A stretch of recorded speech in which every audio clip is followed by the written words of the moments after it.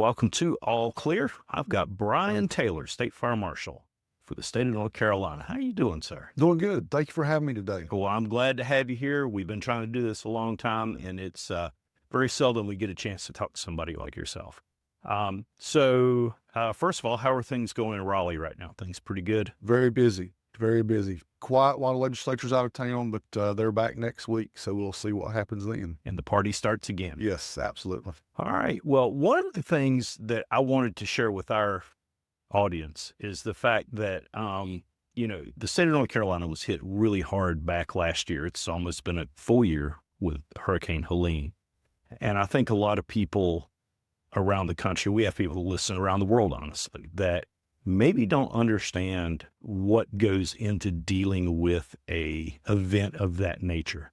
And, I was just up in Boone a couple weeks ago, and places that I've grown up going to are totally different now. They're functioning, but they're different.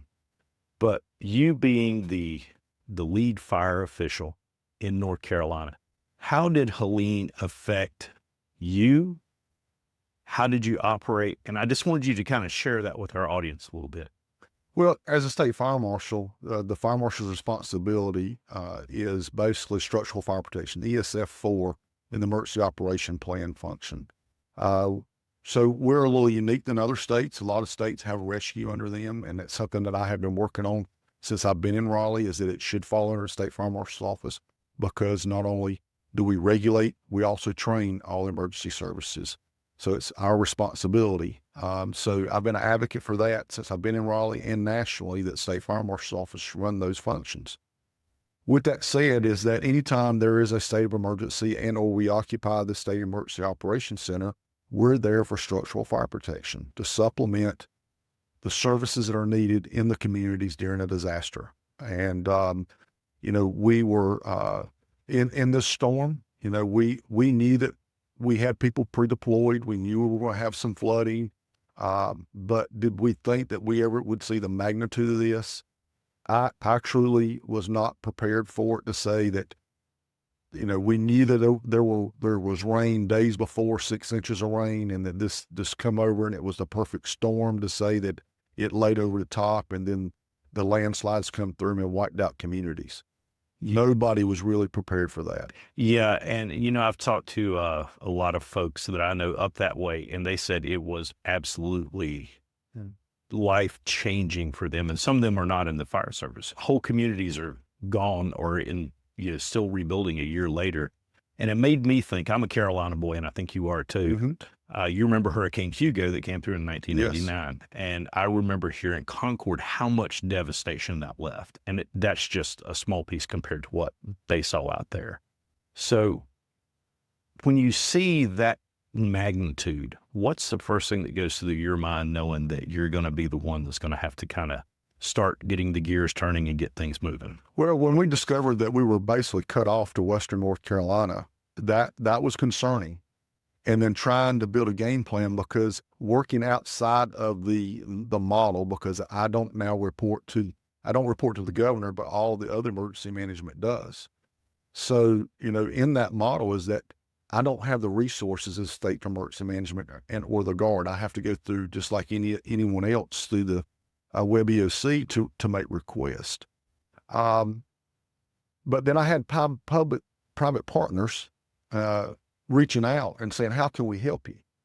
And these relationships I have built nationally because of being on national boards. Mm-hmm. So having U.S. Fire Pumps, which was former Fiero fire equipment, reached out and said, look, what can we help you with? I have a jet. I can come and help you. I says, look, right now we need access into Asheville. We don't know how bad it is because we've been cut off with communications there. And so they flew in and picked me up, and we went in on that Saturday after the storm. And it was a one-shot deal, because there was no power, no communications. FAA was controlling the airspace from Atlanta, and the pilot says, we're going to make one try at it. And if we don't make it, we're not going to be able to get in there. So we were able to get in there, and we were able to make access to a sheriff's deputy that gave us an escort to the EOC at Buncombe County. So that relationship allowed me to get on the ground and say, what are our needs? Because we had people pre-deployed in the area and we needed to see what they needed because there was no communications. And the devastation that we've seen was unreal, just in the urban area of Asheville. Arriving there, first thing I did was to see the emergency management director, what are your needs? What are your concerns? Well, communications. We have no communications. Well, U.S. Fire Pumps, Chris Fierro had a Starlink. Here's a Starlink. Set up communications right there on the spot. And then, okay, what do we foresee the long-term effects? Well, it was our water distribution system was completely down, water treatment plant, and it's to the point that it will take months to repair. Okay, what are our resources? So I put a request as State Fire Marshal once we got up and operational to Web EOC and says, we need water distribution system set up, bring in equipment to get it up and operational, because we know that not only for domestic drinking, but fire protection. We had roadways, we had water systems, we had utilities, distribution systems wiped out. And this was just in Asheville. I understand we had a third of our state pretty much demolished, the worst natural disaster North Carolina's ever experienced. So we put that request in, and at that point, we got on the plane, headed back, and I started strategizing. What are we going to do to be able to affect these communities? Just because of our last experiences with storms. And after getting back and looking at things, my plan was then, Sunday, I was working with staff, EOC. I actually went back to state EOC on Sunday, listened to the briefings, course of actions, and went to Asheville on Monday when the governor and the EMA director and all the state leadership was there to really see what course of action was. And at that time, I'd put a request in to put in a fire base camp in Hickory, because that was the foot of or the entry point that you could go either north or south to help the folks in Western North Carolina. I put that request in. That request never got filled because there was a FEMA base camp a mile down the road. Well, FEMA base camp is totally different mission than what we had. Ours was based off fire service. And as we all know in the fire service is that in every community, the base hub is at your local community fire department. Right. Rural, this area here in Concord, the community knows that they can come here in this community center here and get assistance in a state of emergency. So it was my key. The key to it is to get to every fire department that I could and get them set up with the resources they needed to start rebuilding their communities. So after leaving Asheville, when I went to Hickory, I was introduced to a nonprofit organization called Operation Helo. Actually, it was Operation Airdrop. And Airdrop was a fixed wing organization from Florida that had been flying storms in Florida. They came to North Carolina to see how they could help with this storm. The problem was it was so cut off, fixed wing wasn't going to be beneficial, so they started calling in rotor wing helicopters, which created our Operation Helo. And I got with the organizer with that and says, look, I need to get to fire departments. Can you provide me transportation to get in to see fire chiefs and see what their need was? And for 11 straight days, I flew with, private pilots from all over the country to go in and see fire departments and take them resources from generators, medical supplies, chainsaws, and then eventually Starlinks. President Trump reached out to Elon Musk, said, Western North Carolina needs Starlinks for communications. I pulled the first Starlink off of the truck when it rolled in and flew it in to Gearing Creek. And that was about 230 Starlinks. I think we wound up about 580 Starlinks with a combination of those and what Samaritan's Purse had brought in. And that was truly a game changer to start rebuilding the communities because they were able to start with communications, start with their basic resources at the local fire departments, to start success, really being successful and turning their communities around. It's interesting. You mentioned the Starlink. There's another podcaster that I follow.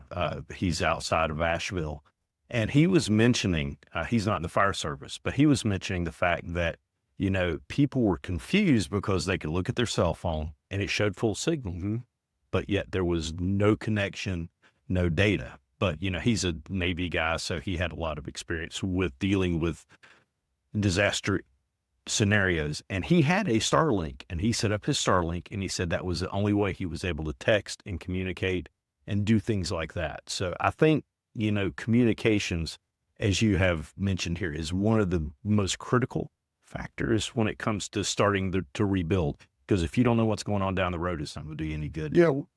In today's society, we're reliant on our cell phone, our cell phone or our computers to communicate. And we think that if we have a cell phone, computer, or Wi-Fi or internet in our home, but when all that connection is not there, how do we function? And our cell providers, this was our 9/11 cell communications and of course all radio communications during 9/11 was wiped out.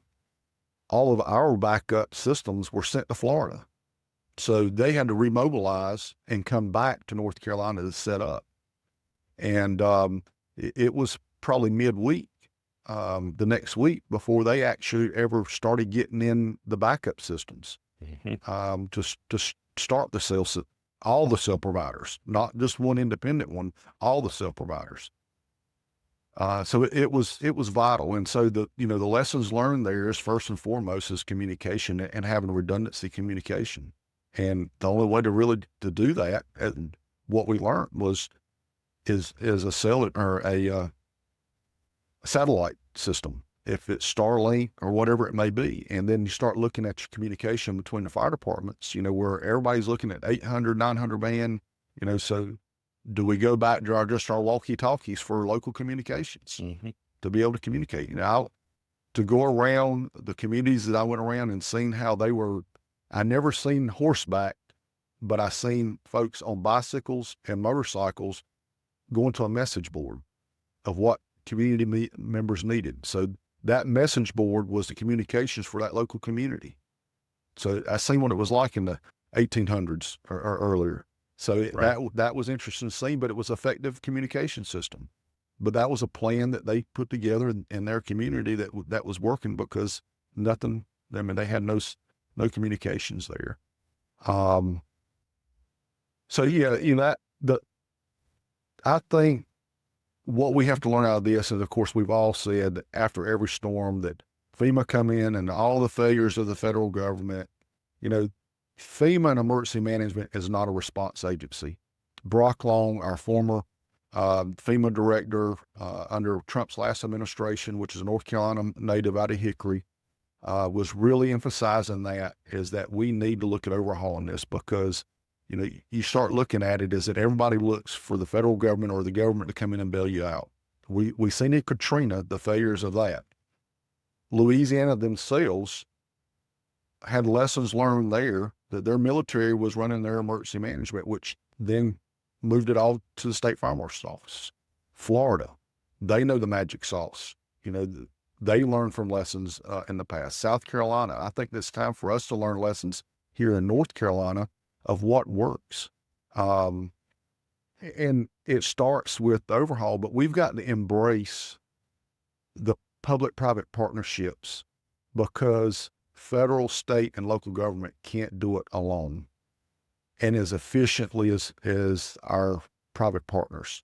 When you have nonprofit organizations that are stepping up and have the ability, the state and local government needs to embrace that and say, how can we work together to be more efficient, to get help out there and not wait for somebody from Washington or the state to come in and say, you can't do this, because it was proven that private nonprofits from Operation Hilo to Samaritan's Purse to Baptist Men, all these private organizations were more effective than government.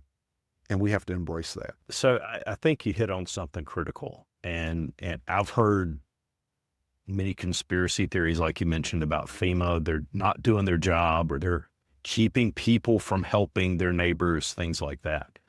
When you said, for example, that there was, an operation base for FEMA set up about a mile from where you were trying to set up one for fire, did it really impact our ability to operate as a state with them being present? Or is that just something that I think people kind of blow up and make it seem more adversarial? What we face with is that who's going to pay for it? We're always concerned about who's going to pay for it. The fire service is not like that. The fire service is going to go help our brother and sister and worry about paying for it later. Now, we know there's a cost to everything, but when you start calling these teams in here, they're very expensive. When you have resources in your own state that can provide as good as service as others. Now, it's about response. There is a problem. How are you going to respond to it? So we're going to just, flood it with all the resources, but then the resources sit there for days on end. Mm-hmm. And so it's like, are we effectively using those resources? Because the bureaucracy of government and oversight of that, when you've got boots on the ground knowing what they need, and this is not downing emergency management. I understand that your local emergency managers, they're not just listening to the fire service. They got law enforcement, local hospitals, DSS, your utilities. And so that's just one spoke in the wheel. But if you look at it, is that there is a local fire department in every community, and they know what their needs are better than anybody sitting at the county emergency management office, the regional office, and or the state office when it goes through 3 desks. So look at the bureaucracy it has to go through to make a decision what's truly needed on the ground. Yeah. And the next thing that comes out of anybody's mouth is that, well, what about fraud? Mm-hmm.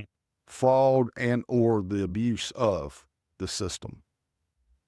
The key is to help our brother and sister and the citizens of North Carolina as quickly and efficiently as we can. And that's where we have to really understand and have people in the seats that know what their experience and what their needs are. And let's worry about the fraud. And that's why FEMA has so many employees, and it's all based around fraud. Mm-hmm. People misusing, the funding and things of that nature. And so and then of course, a lot of people don't insure their property relying on FEMA. So there's so much reliant on government to bail them out. Mm-hmm. But then you have the insurance that if you go get insurance and it says, well, you don't need flood insurance, you're not in a floodplain. Well, if it rains at your house, you need a flood insurance. Nothing else will do it. That's exactly right. So, we could go on and on about the bureaucracy of government and how FEMA should be overhauled. And I think the lesson learned there is that even at the federal government, we don't have the U.S. Fire Administrator, which I consider the nation's fire chief, sitting in the ESF4 seat, the fire seat. And then think about it, who responds to all the rescues? Your FEMA teams are fire departments. So you have Department of Agriculture sitting in the ESF4 seat to make those command decisions. And that U.S. Fire Administrator should be a cabinet member seat during a national disaster to talk about that, because our fire departments are our domestic frontline defense. They are the ones that are protecting our communities. So we have to give a focus on that, because what we have been preaching at the state level and the national level is that the U.S. Fire Administrator is the nation's fire chief. The State Fire Marshal is the state fire chief, which is written in North Carolina statute. And then you have your local fire chiefs and communities that operate. And so if we follow that and cut all the bureaucracy out to be able to provide an effective response for our communities, I think we have the answer to respond to our next disaster.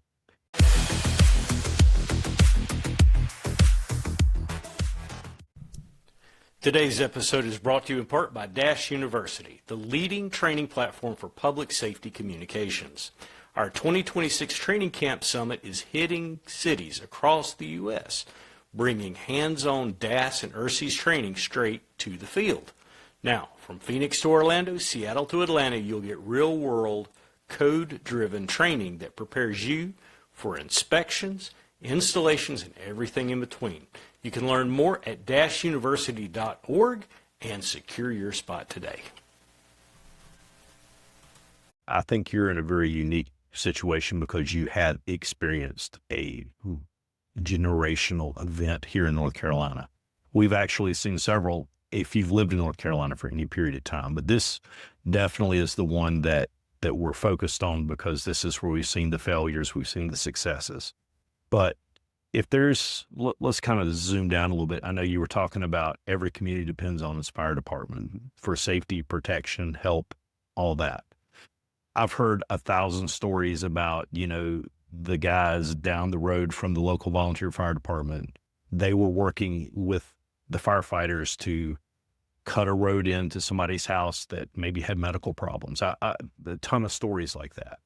But let's think about the next one that's coming, and not just North Carolina. It might be Idaho. It could be South Dakota. It could be California.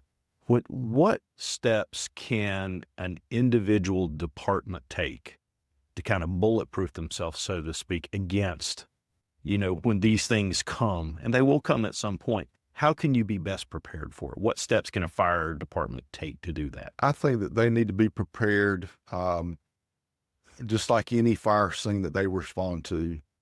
It's manage the chaos. It's going to be chaotic. You're going to have entities coming in all directions. And if you can pull in those resources and manage those resources to get to affected areas, even though we were ESF4 structural fire protection base camp and we had equipment coming from all over the country to be distributed through there, we eventually started getting people coming in that were cutting trees, ATVs to access areas. We utilized that same group. When we were out in the communities, we were saying, who needs roads cleared for access? So we had took on another task at the ESF4 base camp to start sending folks out so they could just clear roadways for access. That was beyond the response. We were into our damage assessments for that. Yep. That was much later in the stage. So I think it's crucial that fire departments, to be prepared, is that they've got to have a redundancy of communications, a redundancy of power. And that's something that the mountains discovered, is that we have generation on everything at the coast because of hurricanes, but we have nothing in the mountains because they were not prepared for a hurricane to come through there. So that was an issue. And that's why our legislature come out with special grants to be prepared. And the number one priority was generation and communications. Power and communications. Powers and communications for those fire departments for the next disaster. And I think that's critical. And another thing that you brought up that I really appreciated is that you were mentioning working with nonprofits, working with private companies and agencies to kind of set that network up ahead of time, because I know that you've got friends and companies around the country from what you do, as you mentioned, and you were able to say, hey, do you know somebody that can help us with this? Do you know somebody that can maybe help us find one of those? And when you have those, even on a community-wide level, maybe it's knowing the guy that owns the grocery store, if it's a small community. How important are those connections? They're very, very valuable. And I'll tell you a life lesson, or a real life lesson, is Samaritan's Purse. They had hired a fire guy. I believe he may have been out of Texas area, but they had brought him on for their missions. And during this storm, he had reached out early and said, look, we want to make a relationship with you and know what your needs are. We have never operated on domestic soil because, as you know, they're a worldwide company that help in state of disasters. And so by that relationship, we had already connected of how that nonprofit could start working with the fire service, knowing the value.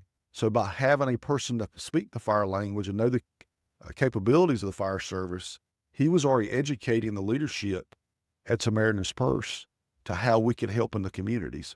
And it starts with the State Fire Marshal. So it's about those relationships and having key people in those areas to know how can we be effective to provide assistance and resources to those areas. So by having someone within Samaritan's Purse that spoke the fire language and knew how to who to reach out to, that was, I would say that was fate, the good Lord working. As bad as the devastation was, stars aligned for a lot of people in the relationships that we built through that. And you got nonprofits, private partners like Lowe's. I had a daily call with a representative from Lowe's. Is that how many generators do you need a day? How many saws do you need? We had a Corella Fire, which is a fire training company out of Ohio, brought a tractor trailer full of generators and saws, delivered them to the base camp. What we could drive into communities on request, we drove in by trucks and then flew the rest of them in through all of Western North Carolina. I mean, so that's proven. And as we say, lessons learned is that embrace the public-private partnerships and say, we don't need to wait on Washington to come in, the federal government to come in. We don't need to wait on the state government. We can be self-sufficient and embrace this. I've been going around the country talking about lessons learned from Helene, but some of the folks I'm speaking to is private nonprofits. I went to Dallas, Texas, and talked to a business there, a corporate business, the importance of and the value of making those relationships. I went to California and talked to the state licensure boards there, of all the licensure boards across the country. So it's really a mixed group. It's just not the fire service that I'm speaking to. It's about how to cooperatively work together in a state of emergency. That's very true, and I appreciate the insight that you bring on that. But I do want to shift gears just a little bit. And the purpose of our podcast is firefighter improvement, whether it be wellness, mental health, physical health, things like that. I talked to several firefighters that were deployed over there, and a lot of them were suffering from, I'm not going to say PTSD, that gets overused, but there was a lot of mental baggage that they brought back with them. In fact, I don't know if you know Eric Stevenson, first responder peer support network out of Carteret County. He's a dear friend of mine. He and I talked at length about the needs that he was seeing in the first responder community. What things do you think we need to address in the fire service when it comes to a big event like this? How can we be proactive in caring for our brothers and sisters when they go in, so that, number one, they've kind of got the armor up when they go in, but then what type of proactive needs do you think we need to be looking at base camp or at the stations? If you've got people in, what type of work needs to be done there? I think North Carolina has done a great job of preparing for mental health of our first responders, because we had boots on the ground from the DPS folks. I don't know all the entities, but I crossed paths with mental health professionals on the ground during that time frame to understand that we had first responders that sit there and watch families wash away from them, that they could do nothing, that they were hopeless. And that does not do a first responder, a firefighter good, because we're not wired for that. They're not wired for that. And we're going to go and save them as much as we can. We had instances where, we lost a firefighter there in Garin Creek. We had the fire chief pulling people out of the water and trying to resuscitate them in his fire department bay. Those things are long lasting. They're going to see that from now on and what they dealt with. But we had boots on the ground to talk to our folks. The key is about talking. We had folks that were deployed there that got in their truck and left and said, we didn't sign up for this. Wow. We're going to lose folks in the service because of the experiences from Helene. And that's very sad. Not only what we respond to day in and day out is difficult, because we see people on their darkest day. But that event itself, we're going to lose people from the service and they're going to people. Our folks are going to need assistance for years to come. But I think we are well prepared in North Carolina to be proactive, to get boots on the ground, to talk to folks during that incident as well. And that is one thing I am very proud about our state and, the fire service in general here is how serious mental health is taken. And I'm to the point of talking about mental fitness. You got to be ready before you go in. You got to take care of yourself during, and then there's a follow up after it's all said and done. And it is good to see those things happen. And like you said, it will have impacts on the fire service. A lot of folks think it's all fun and games, but when you see people's darkest days, one right after the other, sometimes you can even wonder if there's sunlight out there. You're exactly right. But I really appreciate you taking time and talking to us about your experiences from Helene. But if there's one thing that Brian Taylor took away from everything that he saw, everything that he participated in and did, what is the one biggest key that you took away from the experience with Helene? Basically just the community outreach. And it seems like, and my staff will tell you as well, is that they hear the public-private partnership and it just rolls off my tongue so much in every conversation that I have. But I just think we have to embrace and network with folks to be prepared for what tomorrow holds. Never miss out on opportunities to meet folks and see their value, for not to really to be self-promoting or to benefit you personally, but how can you benefit us for the greater good? Right. So, and then some of the relationships and knowing there's a higher power, because I cross individuals from fire chiefs, from their wives, and I believe you may have heard a testimony that I gave with a fire chief and his wife that was also just went through breast cancer surgery. And, God puts you in places at times that you don't understand for reasoning, but not only you're benefiting them, they're benefiting you as well. So the relationships is key for just building a strong relationship in the communities and how we can help each other. And I think you hit something very big right there, having a faith. Well, it's not about the religion so much from what you're saying, but it's the faith that you believe that there's something bigger. Yes. And, not with Helene, but I know, like with myself personally, I've seen the power that comes through. You talk to somebody, they say that thing. That's exactly what I needed to hear today. And it might be the least likely person that you would think would say it, but it really builds our faith, individually. And then it also helps us to appreciate how the fire service that we're all part of, it's bigger than any one of us. And we are all here to help each other out and ultimately to serve our communities. And to be a minister is to be a person that serves. And that's exactly what I think each and every one of us does in the fire service, is looking to serve someone in whatever capacity it is. But it is. And there's a key point that I missed out earlier, is that I think it's important to talk about, is how loved the fire service still is. And what I experienced during Helene, because no one trusts the federal government, is that we had folks from all over the country come in and going, healthcare nurses checking for medications. We had the military in that were volunteering their time to go check on folks. But if you did not have a fire department logo shirt on or pulled up in a fire department vehicle, you weren't let on anybody's property. So it's proven that the fire department is still trusted and loved. And it's a key component, is to say, is that you were trusted during a time, because there were a lot of sovereign citizen, state of mind folks there.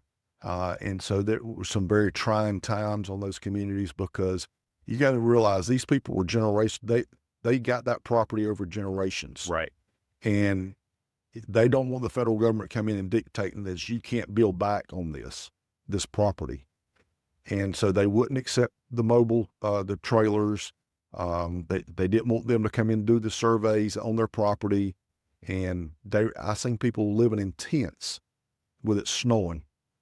And we'll probably still have people living in tents there, but the fire service needs to realize they are still beloved and, are the most trusted folks in their communities. And it goes back to say is that you have to embrace, and be that community partner for your community.